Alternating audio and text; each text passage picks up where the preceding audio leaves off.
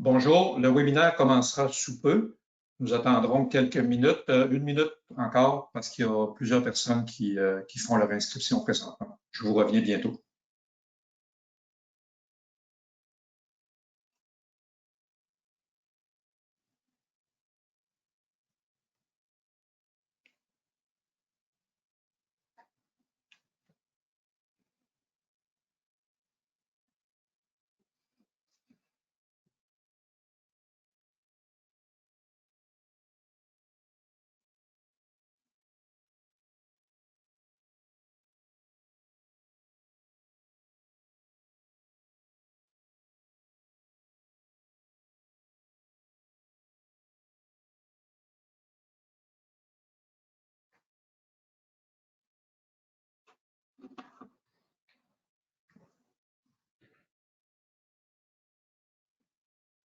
Alors, bonjour à tous. Nous allons commencer le webinaire. Donc, je me présente. Mon nom est Sylvain Allard. Je suis le directeur du développement des affaires industrielles et agroalimentaires pour le Québec. Je serai aujourd'hui votre modérateur pour la rencontre et mon collègue Sébastien Morin sera le présentateur.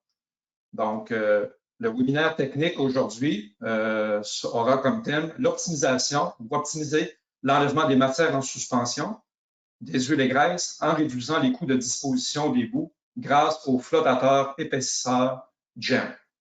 Donc, la présentation durera environ 30 minutes et il y aura une période de questions à la fin. Donc, vous devriez m'entendre parler maintenant.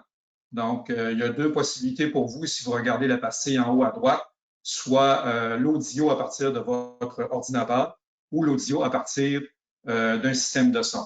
Donc, vous pouvez remarquer également que votre micro est en mode mise en mode silencieux. Donc, on ne vous entend pas parler.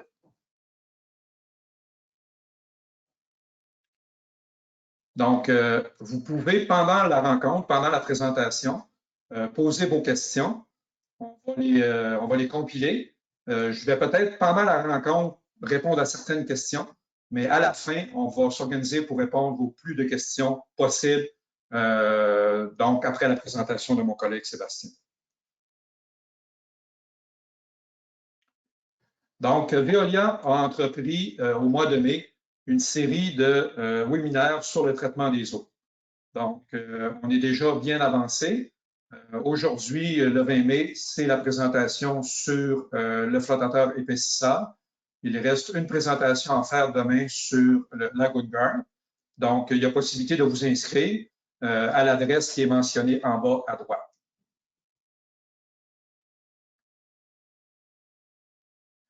Également, Veolia a mis en ligne à votre disposition une bibliothèque de webinaires à la demande, à la carte. Donc, on a fait plusieurs webinaires dans les dernières semaines, tant en français qu'en anglais. Il y en a une quarantaine au total. Donc, pour vous, il y a possibilité de s'inscrire à l'adresse en bas qui est indiquée sur le panneau. Donc, évidemment, ces séminaires-là sont gratuits pour vous. Donc, à la fin de la rencontre aujourd'hui, il va vous être envoyé un certificat de participation pour vos programmes de formation continue selon vos ordres professionnels respectifs. Donc, également, pour nous, c'est très important, à la fin de la présentation, vous allez recevoir un petit sondage. Donc, on vous demanderait de prendre ce temps, c'est environ une minute, pour avoir votre opinion. C'est important pour nous, votre opinion compte. Ça nous permet de s'améliorer pour nos prochaines rencontres. Et en gage de remerciement, il y a possibilité de participer à recevoir une carte cadeau, un petit cadeau de 25 $. Donc, aujourd'hui, la présentation est offerte par la compagnie Veolia Water Technologies.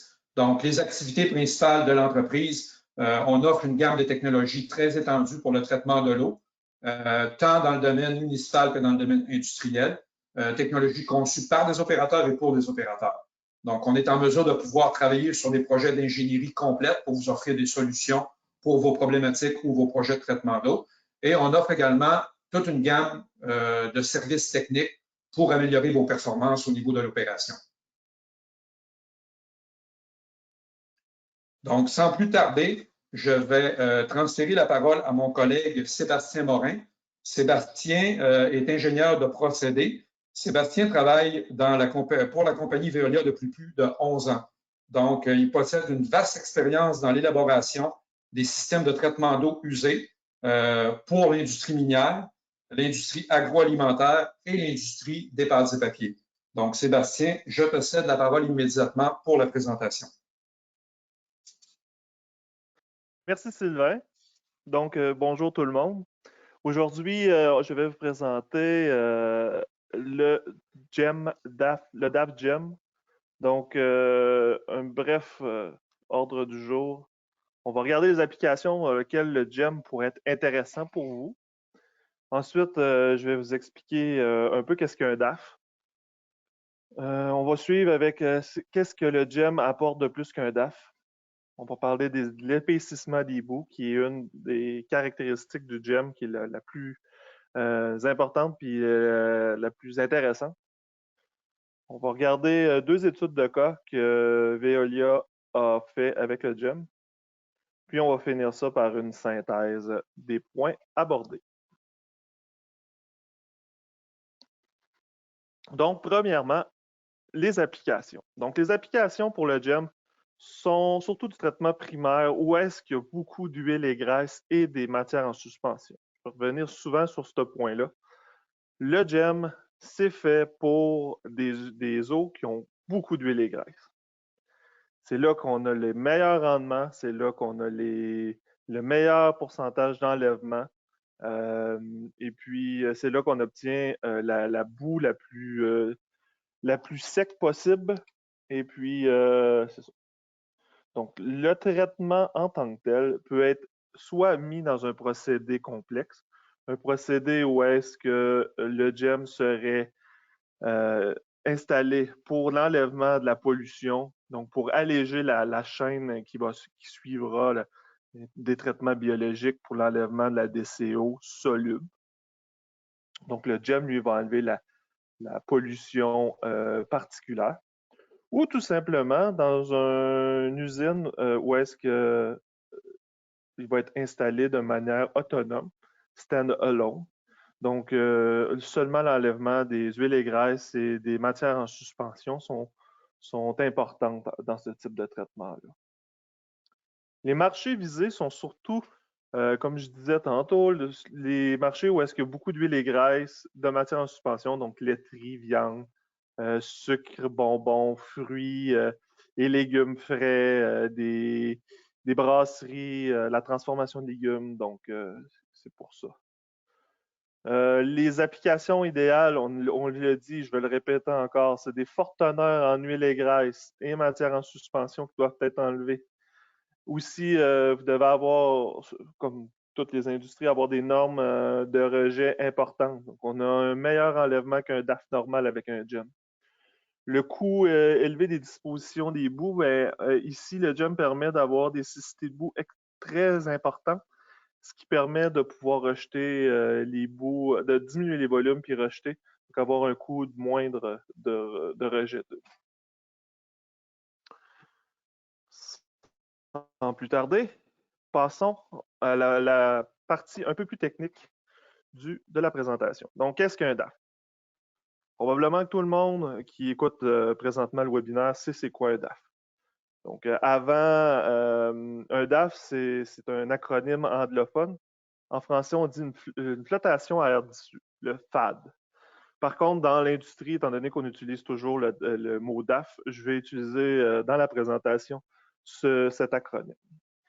Donc, rapidement, c'est une séparation des solides de l'eau traitée en réduisant la densité des flocs par la fixation de bulles d'air. Qu'est-ce que ça veut dire? Ça veut dire qu'on va prendre un effluent, on va y mettre des produits chimiques, coagulation, flocculation, si on va avoir une grande séparation. On va introduire ça dans une chambre où est-ce que 20 à 30% de l'eau va être recirculée pour venir créer ce qu'on appelle de l'eau blanche. L'eau blanche, c'est de l'eau pressurisée c'est de l'eau et de l'air pressurisé dans laquelle on vient injecter beaucoup d'air. Donc, l'eau est comme blanchâtre parce qu'il y a tellement de microbules que ça devient un peu plus opaque. Et puis, les bulles viennent se mélanger avec le floc. Donc, ils viennent autour du floc, le floc qui est ici, et puis va venir faire flotter les matières en suspension. Donc, c'est ça, en gros, le principe d'un DAF. Donc, maintenant, je vous ai parlé du DAF. Le GEM, qu'est-ce que c'est le GEM? Le GEM, c'est le DAF de deuxième génération. Donc, il y a une très haute efficacité d'enlèvement d'huile et graisse puis de matière en suspension. Normalement, dans un DAF, on s'attend à un enlèvement autour de 90% des huiles et graisses, matière en suspension, des fois un peu plus, des fois un peu moins. Mais avec le GEM, on s'attend à ce que les rendements soient plus importants. Puis je vais vous expliquer un peu après pourquoi. Donc, j'ai oublié de vous dire, le GEM, l'acronyme veut dire le Gas Energy Mixing System. Donc, je vais revenir comment ça fonctionne un peu dans quelques slides. Donc, le GEM nous permet d'avoir des hautes cicités de boue. Et ça, on parle de 15 à 45% de cicité après épaississement. Et l'épaississement, je vais en parler dans les prochaines diapos. Le système est plus compact. Puis là, le système est plus compact parce que 100% du débit passe à travers les tubes, passe à travers les têtes de mélange. Où est-ce que la réaction se passe? Dans un DAF conventionnel, normalement, on a un pré-traitement, donc on vient injecter les produits chimiques dans soit un flocculateur ou dans un flocculateur, c'est ça, ou dans un réservoir. Ensuite, on a une recirculation de l'eau, donc on a besoin, étant donné qu'on a besoin d'un temps de résidence important, étant donné qu'on a une recirculation de 20 à 30%, comme je vous ai dit, pour créer notre liqueur blanche, notre eau blanche. On a besoin d'une recirculation, donc on a besoin de dimensionner les cuves 30% plus grosses parce qu'elles doivent pouvoir accueillir cette quantité de débit-là. Donc, dans le GEM, on n'a pas de recirculation d'eau. Le liquide est toujours en contact avec l'air, donc 100% du liquide est en contact avec l'air. Puis, la conception est aussi basée sur le débit. Donc, dans un DAF conventionnel, on base souvent la conception sur la charge, la quantité de solide à enlever. Dans le GEM, on le base sur le débit. Puis ça, je vais pouvoir vous expliquer un peu plus loin pourquoi c'est si important de baser seulement sur le débit et non sur la charge. Aussi, étant donné que vous travaillez sûrement dans l'agroalimentaire, vous avez des CIP, étant donné que le GEM la conception est basée sur le débit, eh bien, les fluctuations dans les charges sont moins importantes sur l'efficacité d'enlèvement. Je vous explique.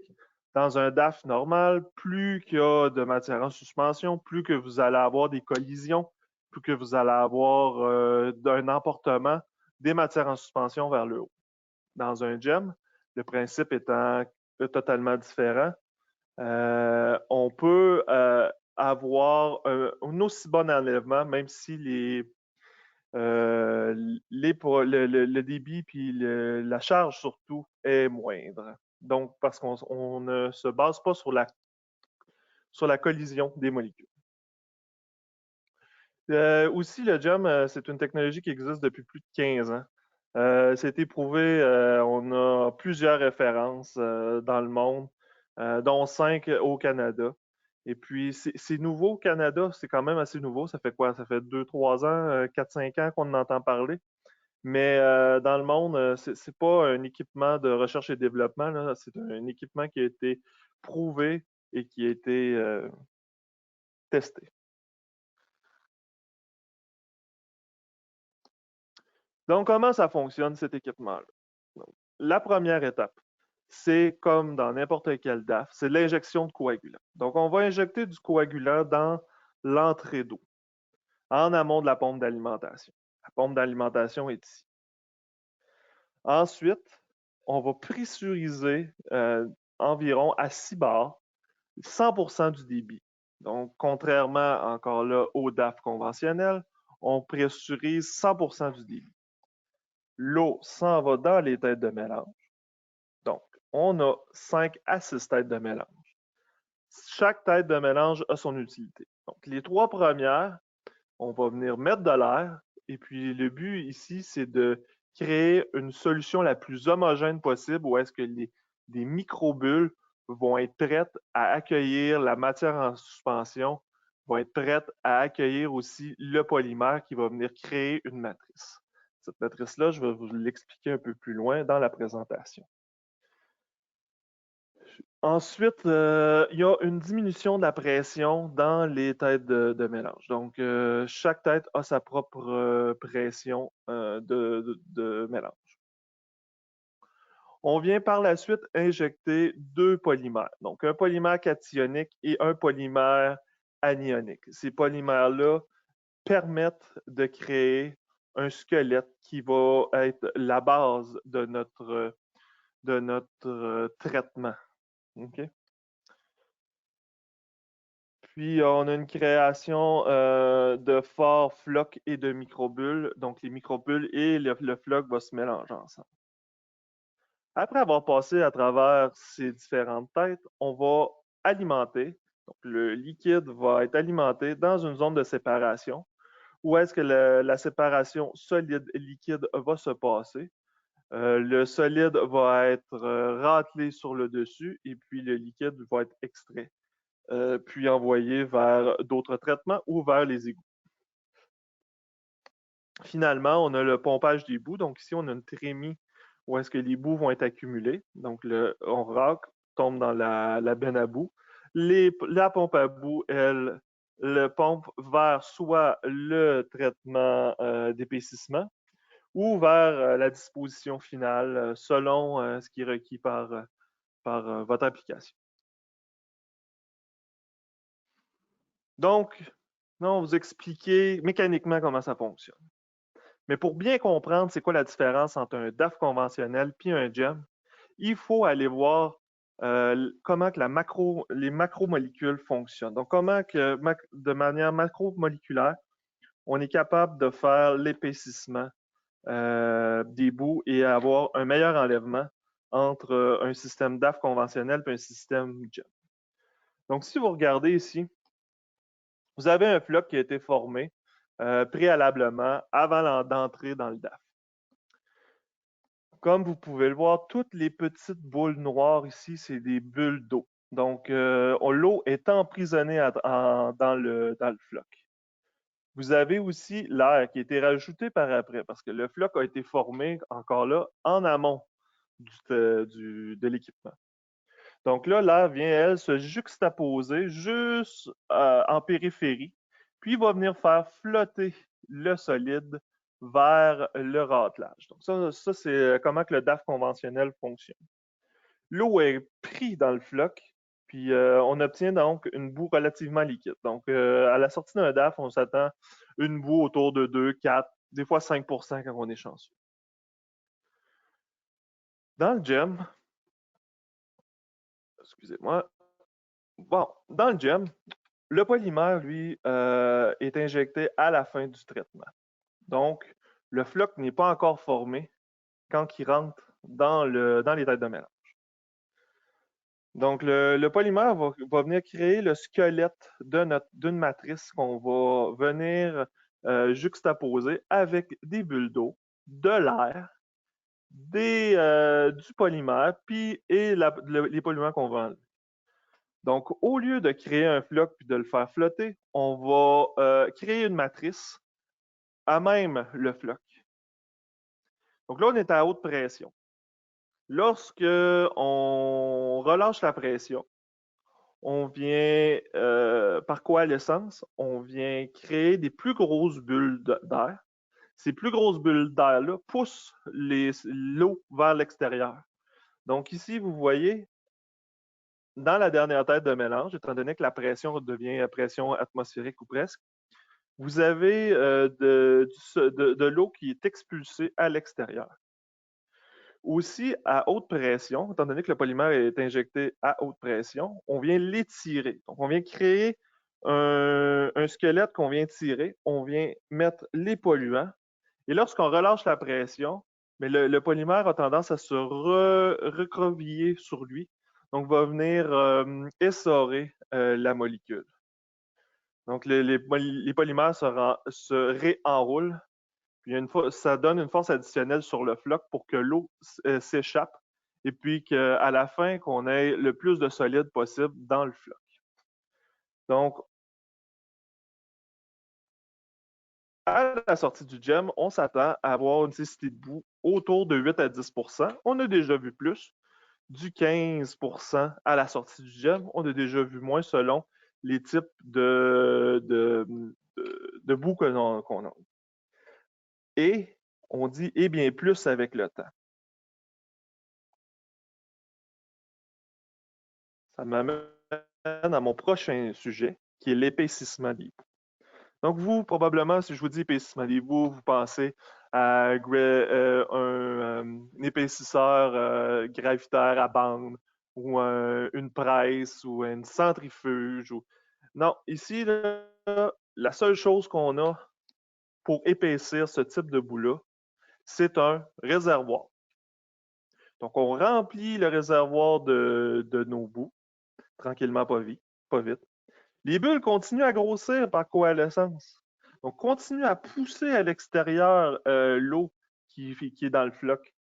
Les polymères continuent à s'enrouler, donc on continue à essorer. Puis l'eau est lentement poussée hors des flocs. Donc, seulement un temps de résidence dans un réservoir comme ceci nous permet, après 24 à 48 heures, d'obtenir une cécité entre 15 et 25 %. Ça, c'est dans la majorité des cas. Mais on a des cas où est-ce qu'on a été capable d'obtenir 45 % de cécité. À 45 % de cécité, vous allez dire, ouais, mais là, Sébastien, c'est pas pompable, cette eau-là, c'est pas pompable, cette boue-là, c'est un solide, je veux dire, c'est sec. Et non, étant donné qu'il y a de l'air étant qu'il y aura de l'air dans la boue, ça reste un fluide pompable par une pompe à cavité progressive, sans besoin d'une vis de gavage.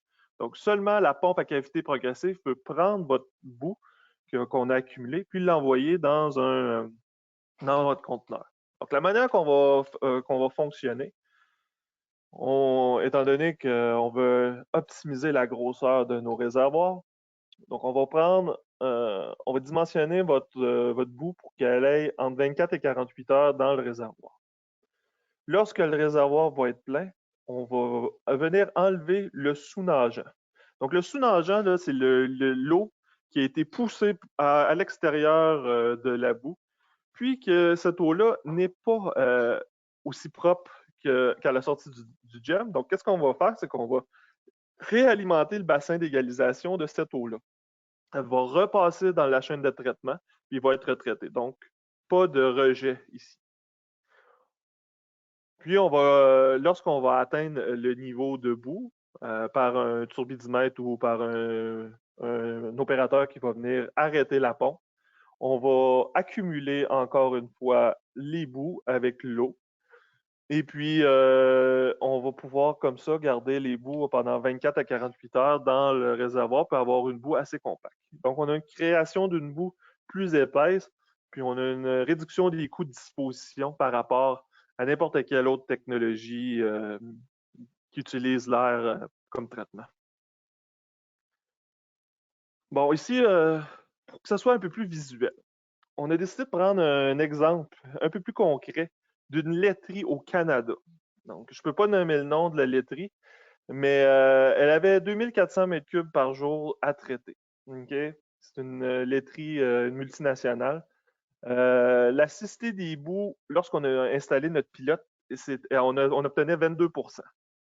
Lorsque le système qui était juste à côté, qui était un DAF conventionnel, lui, nous donnait 5 %.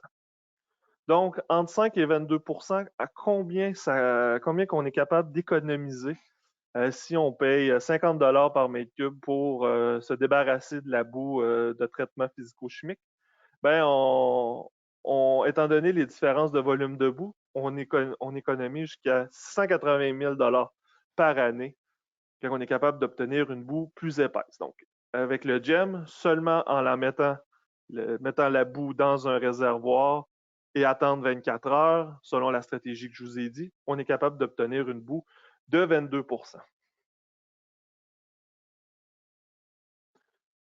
Donc, c'est bien beau, là, mais c'est quoi les facteurs combinés? Vous allez sûrement vous poser la question. Les facteurs qui font que l'épaississement gravitaire fonctionne. Ben, premièrement, Veolia, dans nos applications, on utilise souvent des coagulants organiques.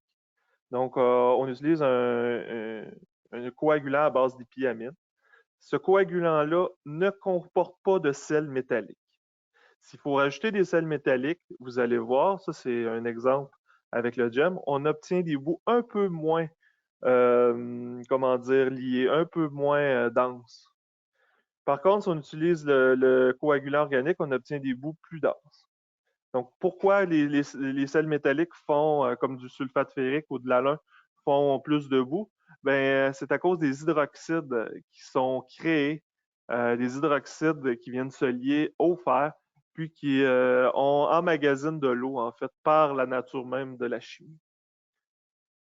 Comme j'ai dit, il y a 100% de l'injection d'air qui est faite dans le débit alimenté, contrairement à un DAF où est-ce que seulement 10 à 20% l'air fait partie à même la molécule, donc de la matrice.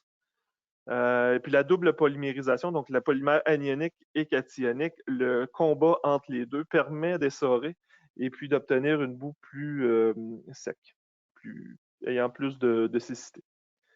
Puis, il y a quelque chose qui est assez invraisemblable, c'est qu'on peut prendre la boue, la brasser, et puis là, on a fait un test. On voulait voir jusqu'à où on pouvait pousser la chose. Donc, on a pris des bouts d'une fromagerie, pour ne pas nommer. On l'a mis dans un 5 gallons. On l'a brassé dans un shaker à peinture pendant 5 à 10 minutes. Et puis, on a pris cette boue-là, puis on l'a examinée. Au début, on avait l'impression que la boue avait été complètement défaite, donc on n'était plus capable d'avoir l'effet de pousser l'eau à l'extérieur. Par contre, après 1 heure, la boue était revenue comme elle était initialement.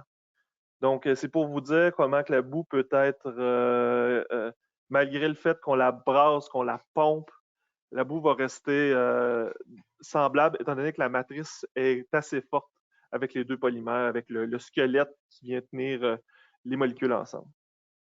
J'ai même un de nos clients qui nous a dit qu'il a fallu qu'il diminue son dosage de polymère parce que la cécité était trop grande pour l'endroit où il envoyait ses boues. L'endroit où il envoyait ses boues, il n'était pas capable de prendre la boue telle que présentée, telle qu'on lui donnait. Donc, un client curieux se pose la question souvent, est-ce que ça fonctionne pour n'importe quelle eau? Parce qu'on a parlé beaucoup du secteur laitier, mais comme vous pouvez voir, on a fait des tests dans notre laboratoire, des jar tests sur à peu près tous les types d'eau, agroalimentaires ou pas, parce qu'on va regarder, vous avez le recyclage d'huile à moteur ici. Donc, dans à peu près toutes les applications où est-ce qu'il y a du gras, donc, ou de la graisse, on a des meilleurs rendements. Aussi, si vous regardez dans les eaux d'abattoir, vous voyez qu'il y a du sang dans l'eau. Le sang dans l'eau, la seule manière de l'enlever, c'est en utilisant un sel ferrique, donc du sulfate ferrique. Puis, on peut voir que même si on utilise du sulfate ferrique, avec les hydroxydes, on obtient quand même une petite chiclette, une petite agrégat de boue. Comme vous allez pouvoir voir aussi, dans chacun des traitements d'eau, on a un petit agrégat de boue.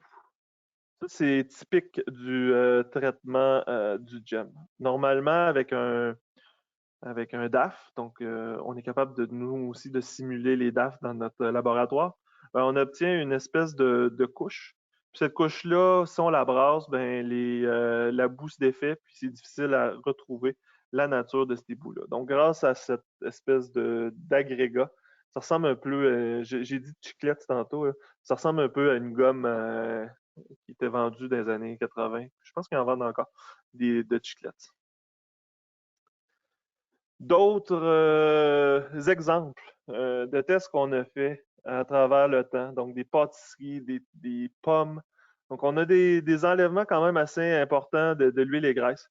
Ici, si vous regardez, vous avez sûrement vu plus grand que 64% d'enlèvement, mais on commençait avec une eau qui avait presque pas d'huile et graisse. Donc, c'est difficile d'atteindre 99% qu'il n'y a rien dans l'huile et graisse. Les matières en suspension, si on fait une moyenne, on est au-dessus de 95%. Donc, il y a certaines, dans cette laiterie-là, on avait optimisé la quantité de produits chimiques pour diminuer les coûts d'OPEC. Donc, c'est pour ça qu'on obtenait 90%. Mais si on avait été retourné avec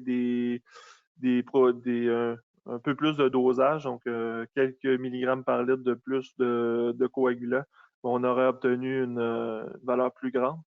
Puis finalement, la DCO particulière qu'on est capable d'enlever, donc c'est par rapport à la DCO totale. Donc vous voyez, le reste, c'est de la DCO soluble. On enlève toute la particulière.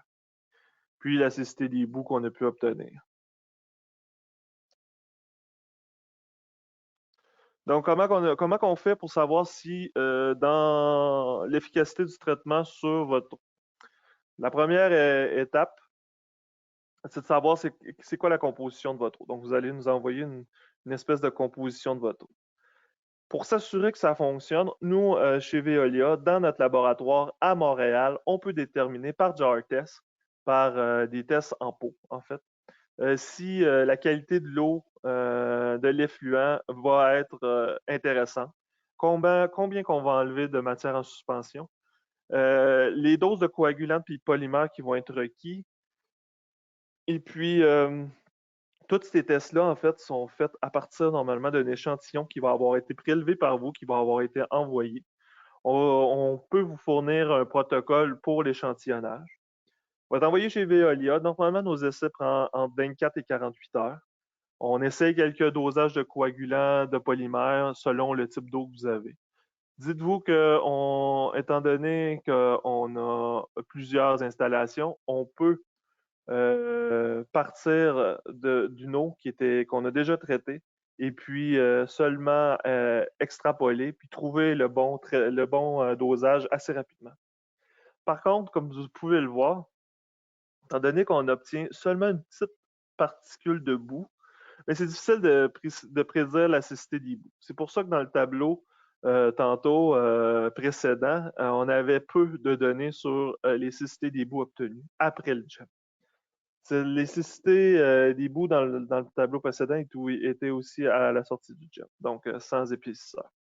Donc, c'est difficile à obtenir. Il faudrait faire une quinzaine de tests en pot pour pouvoir arriver à un agrégat, un amas de boue qui puisse nous donner une idée de combien de la cécité des bouts qu'on peut obtenir à la sortie du jet.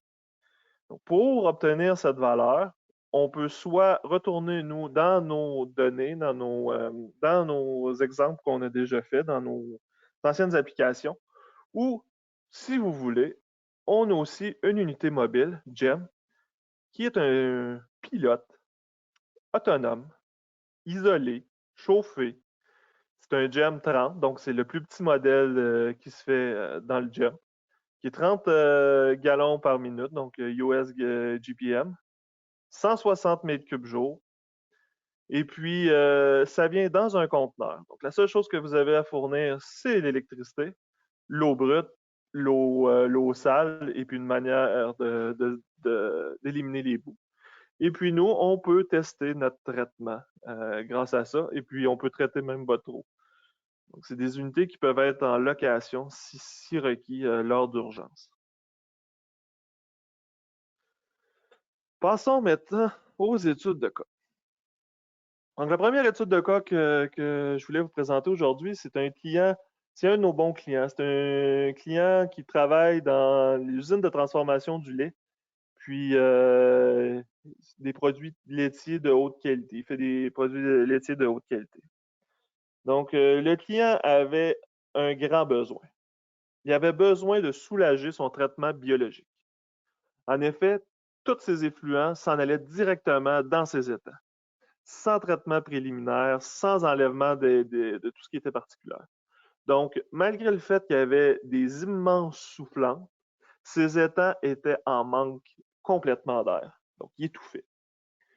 Aussi, il y avait un gros problème de gestion de boue parce qu'en envoyant autant de pollution dans ces étangs, ben, il y avait une accumulation de la boue due à la digestion de la DCO et des autres polluants. Donc, nous, le client est venu nous voir, il nous a demandé qu'est-ce qu'on pouvait faire. Donc, on lui a présenté le système GEM. Donc, vous avez la qualité de l'eau à l'entrée, 850 mg par litre de MES, 500 d'huile et graisse, puis 5700 de DCO total. Donc, on est allé installer un GEM pouvant traiter 100 mètres cubes. On était capable d'obtenir des enlèvements de 94% de la matière en suspension, de 99% des huiles et graisses, puis une bonne partie de la demande chimique en oxygène, en fait la totalité de la particulaire. Aussi, on était capable d'obtenir une boue, comme vous pouvez voir, ça c'est le conteneur où est-ce que les boues sont accumulées pour envoyer vers soit une revalorisation quelconque ou vers un site d'incinération quelconque. Donc, une nécessité de boue de 47%. Fait que vous voyez ici, là, on était capable de prendre la boue, de la tenir dans notre main, puis elle ne glissait pas entre nos doigts, puis même la lancer sur un mur, puis elle restait collée tellement qu'elle était forte en solide. Donc, l'effluent contient, à la fin, l'effluent contenait peu de MES, donc on venait soulager la partie biologique. Donc, il a pu traiter plus facilement ses eaux. Puis, on a obtenu une boue qui était à très haute cécité, puis qui était valorisable. Valorisable parce que, étant donné qu'on utilise un coagulant organique dans cet exemple-là, le coagulant organique n'a pas de fer, n'a pas de métaux lourds comme du fer ou de l'aluminium. Donc, beaucoup plus appréciable sur le marché pour un achat par une autre compagnie qui peut faire quelque chose d'autre avec que s'il y avait des métaux lourds. Donc, ici, on voit l'économie qu'on a pu faire grâce au traitement. Donc, ici, on présente, vous voyez, l'électricité, les chimiques, puis le coût des boues. Donc, si on prend juste le GEM contre un DAF conventionnel, on était capable de déterminer une économie de 1,2 million par année. OK? La majorité de ces coûts-là viennent des produits chimiques, mais viennent surtout de la quantité de boue, en fait, qu'on a moins besoin de traiter. On était à 47% à la sortie, puis eux avaient une boue de 4-5%. Si on a fait un test avec un DAF normal, un DAF conventionnel, puis on obtenait 4 à 5% à la sortie. Et ça, même si on le mettait dans un réservoir conique, on n'est pas capable d'obtenir les mêmes rendements étant donné la nature même du floc. Ensuite, si on compare un GEM versus un DAF conventionnel, suivi d'une centrifuge, parce que c'est sûr qu'à la sortie d'un DAF conventionnel, on peut mettre une centrifuge pour obtenir du 20-22%. Donc là, on a le CAPEX qui s'en vient avec la centrifuge. Une centrifuge, c'est pas gratuit, c'est quand même assez dispendieux. Aussi, on a beaucoup plus de produits chimiques à utiliser. Donc, on a évalué une économie de 650 000 par année seulement pour cela, en utilisant le GEM.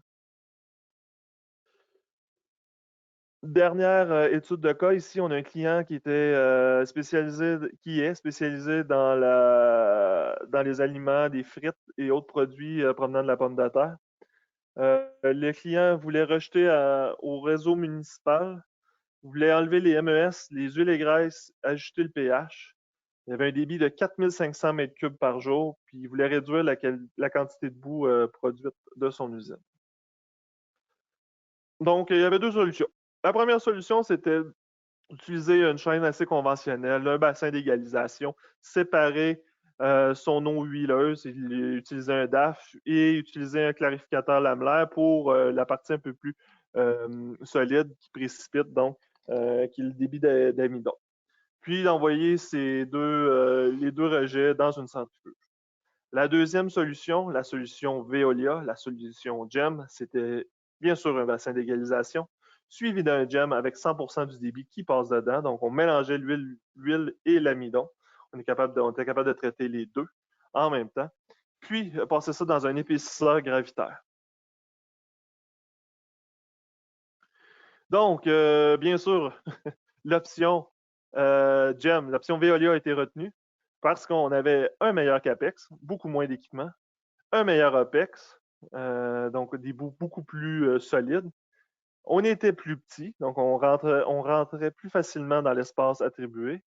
On avait une plus grande robustesse parce que le design, comme je vous ai dit auparavant, le design est fait sur le débit et non sur la charge, étant donné qu'on parle d'une matrice qui est faite avec de l'air et non un floc qu'on essaie de faire flotter. Donc, on obtenait une eau quand même assez claire, un enlèvement de 94% de matière en suspension, 75% d'enlèvement de la DCO totale, DCO particulière 80%, 99% d'enlèvement des matières en suspension. Aussi, la boue sortant du GEM était de 12 à 15%. Après l'épaississement, on avait plus de 35% de cécité. Donc, si vous regardez ici, on a fait une simulation. Une simulation qui est très conservatrice pour le DAF puisqu'on ne lui a pas mis de coagulant. On s'est dit qu'avec ce type d'eau-là, pas besoin de mettre de coagulant pour le DAF. Malgré le fait qu'on n'a pas mis de coagulant, on s'est rendu compte qu'on était plus économe. Le GEM, la solution Veolia, était plus économe de 750 000 par année. On parle d'une économie aussi en CAPEX puisqu'on avait moins d'équipement, puis on avait besoin d'un moins grand bâtiment.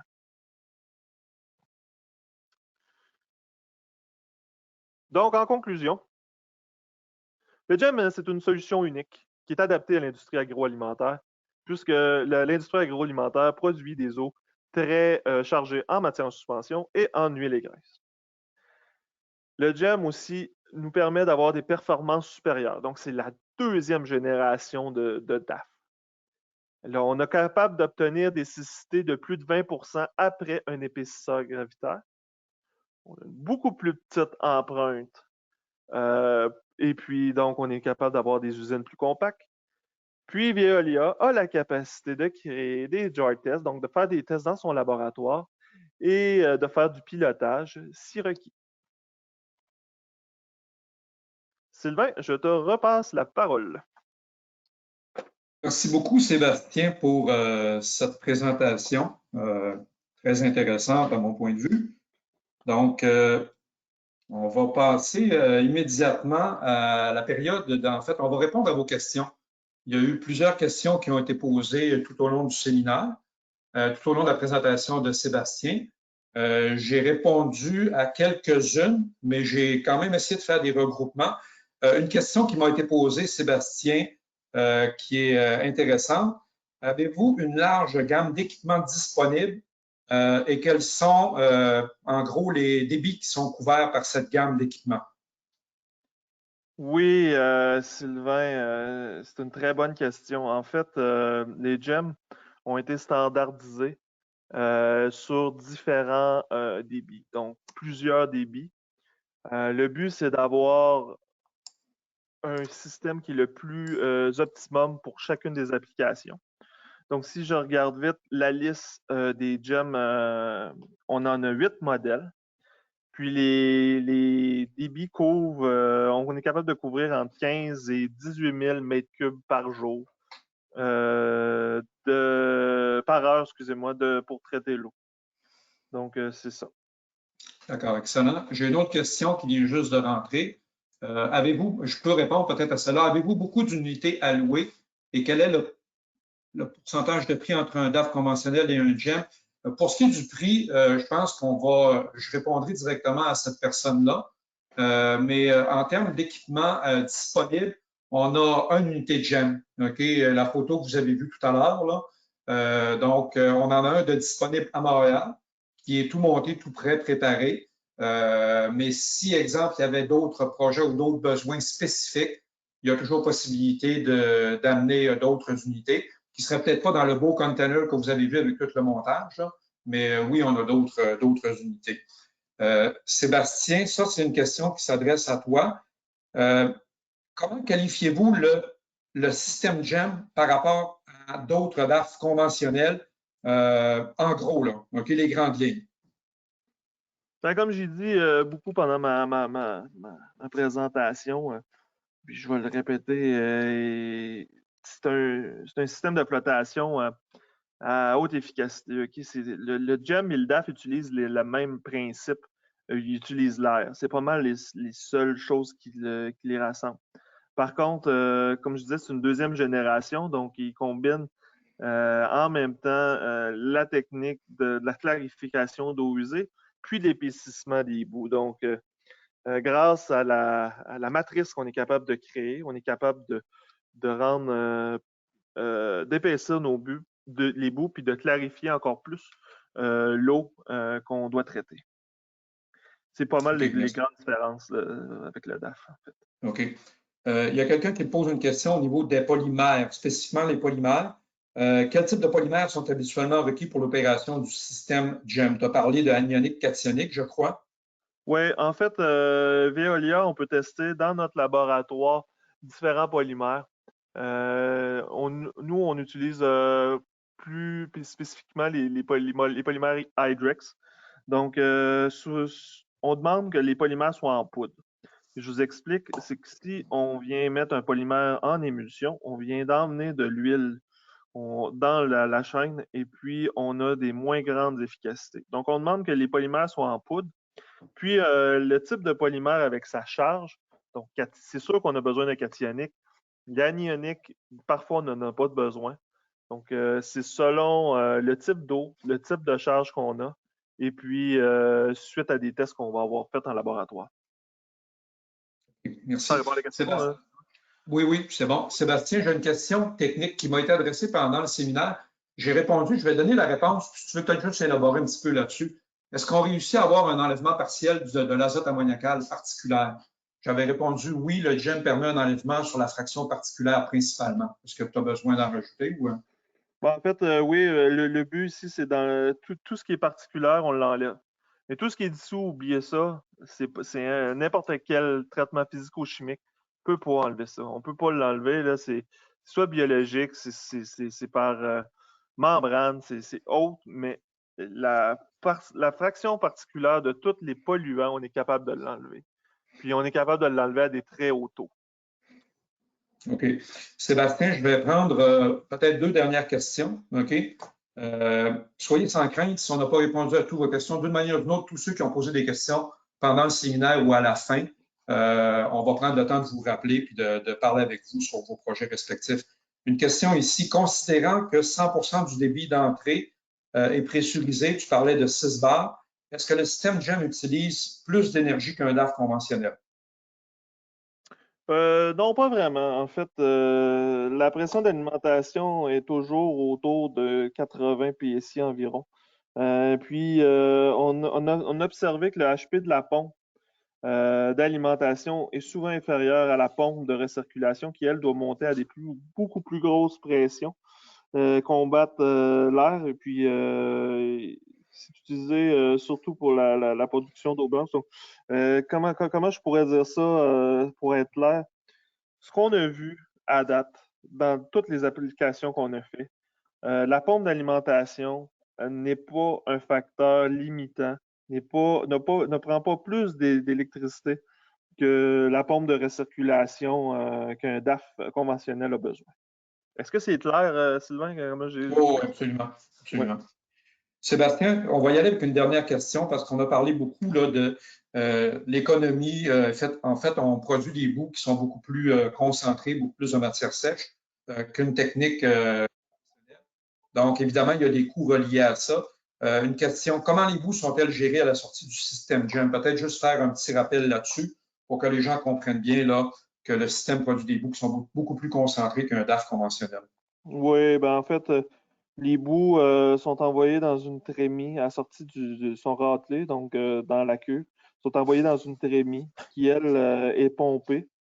Donc, on pompe ça dans un réservoir conique. Ce réservoir conique-là sert à stocker cette boue-là, mais aussi à continuer la séparation pour obtenir une boue encore plus stable puis encore plus haute en cécité. Donc, sans ajout de produits chimiques. Hein, on ne rajoute pas de produits chimiques là-dedans. Donc, c'est juste la nature. On laisse aller la nature pendant 24 à 48 heures. Puis, la nature même de la matrice qu'on a créée nous permet d'obtenir une boue plus sec. Donc, après ça, on est capable de pomper cette boue-là vers un conteneur où est-ce que la boue va être accumulée. Puis, un conteneur ou une benne ou quelque réservoir que ce soit, où est-ce que quelqu'un va venir la chercher, une compagnie qui peut être Veolia, by the way, puis qui peut venir la chercher puis vous en débarrasser ou la revaloriser. Donc, principalement, les économies qu'on a vues dans la présentation sont reliées au coût de transport et de disposition des boues. On produit moins de boues, plus concentré, oui. Donc il y a des économies à faire de ce côté-là. Ouais, écoute, Sébastien, oui, merci beaucoup. Sébastien, c'est très intéressant. On va devoir mettre un terme au webinaire. C'était très intéressant. Si je me fie aux participants qui se sont inscrits dès le départ, presque tout le monde est encore sur la ligne. Donc, ce que je voulais vous mentionner, je l'ai dit tout à l'heure, soyez sans crainte. Toutes les questions que vous avez posées, si on n'a pas pu y répondre, on les a, nous, de notre côté. On va prendre le temps de vous rappeler individuellement chacun de vous pour parler de vos projets spécifiques. Donc, ça met un terme à la présentation. Donc, n'hésitez pas, si vous avez des projets particuliers, des projets sur lesquels l'unité vous intéresse, vous avez mes coordonnées ici en bas, mon numéro de téléphone, mon adresse courriel. Vous pouvez envoyez-moi un petit message et puis je prendrai le temps de vous rappeler individuellement chacun de vous pour parler de vos projets plus en détail. Donc, c'est ce qui met un terme à la rencontre d'aujourd'hui. Donc, moi, je vous remercie beaucoup de votre participation, votre grande participation, et à la prochaine, je l'espère. Merci beaucoup. Puis, malgré le beau temps, n'oubliez pas de pratiquer la distanciation sociale. Merci. Au revoir. Merci bien. Bonne journée.